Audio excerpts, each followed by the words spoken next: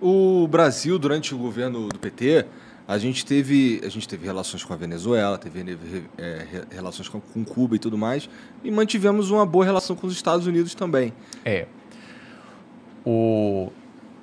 Isso é uma das grandes discussões na área da política internacional no Brasil,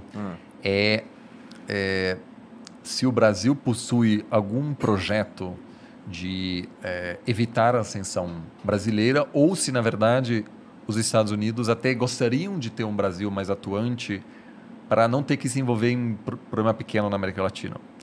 Então, tem assim, duas formas de pensar sobre isso.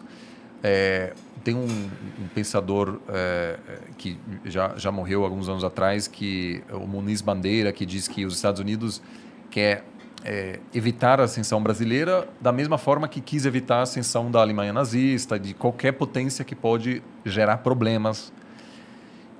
Só que eu, pessoalmente, eu acho que os Estados Unidos não enxergam o Brasil como uma ameaça da mesma forma que enxergava, obviamente, a ascensão da Alemanha nazista na época, porque mesmo em ascensão, o Brasil nunca representou uma ameaça existencial aos Estados Unidos. Então, a minha impressão, a princípio, é que os Estados Unidos até teve uma boa relação na época do PT, porque o Brasil cuidava da região ao tal ponto que muitas vezes os Estados Unidos não teve que se envolver. Então, uma guerra menor entre Equador e Peru, por exemplo, 95. Anos e anos de negociação, porque teve um trecho de selva aí que havia uma discordância de quem fazia parte, etc. Quem liderou essas negociações foi o Brasil, e o acordo de paz em 98 foi assinado em Brasília. Que foda isso aí. Nos Estados Unidos foi ótimo. Entendeu? Se vira aí, deixa eu ficar fora agora, dessa. Quando isso, obviamente, tem um limite. Então, chegou, aliás, a tal ponto que a Condi Rice, que é uma das principais articuladoras de política externa do governo Bush, chegou a ter o número de celular do Dirceu, e qualquer coisa importante estava sendo conversado. O Celso Amorim nunca teve uma relação tão boa com os Estados Unidos, então o governo americano buscou se comunicar pelo Palocci, Dirceu, Nelson Jobim, ministro da Defesa, e muitas vezes ela checava antes com o Brasil antes de falar qualquer coisa sobre a América Latina. E a grande esperança naquela época dos Estados Unidos foi que o Brasil pudesse lidar com Chávez.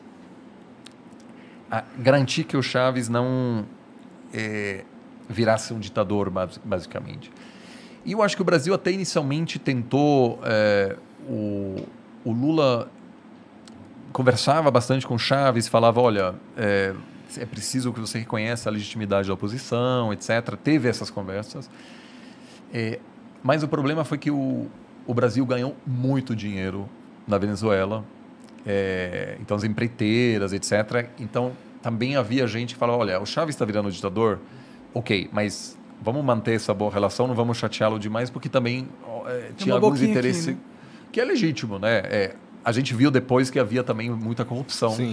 É verdade, né? Naquele momento, eu acho que os Estados Unidos começou a perceber que tem questões... Enfim, a situação na Venezuela só piorava, mas tinha outra coisa.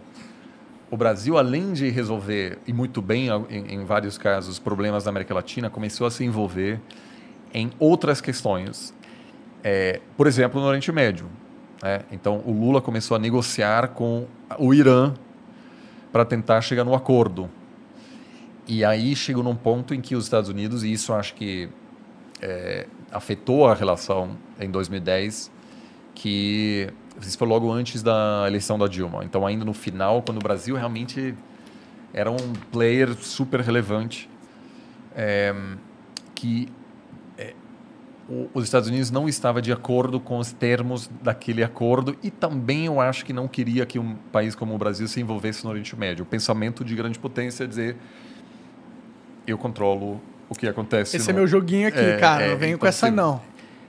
gerou aí um mal-estar. E cai no teu playground. Fica aí, o Brasil é Brasil, o mundo é Estados Unidos. E aí a relação deu uma piorada, e aí piorou muito depois do escândalo de espionagem da NSA, quando revelou-se que o governo americano acompanhava a Dilma, né? acompanhava a Dilma, mas pior, Petrobras. Aham.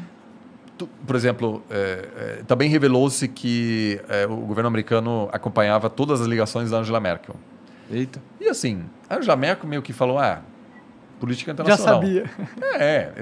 Acontece toda hora. Assim, antigamente, os chefes de Estado pegavam um carro e pegavam um telefone público com moeda para fazer ligações secretas em qualquer parte, porque não queriam ser rastreados.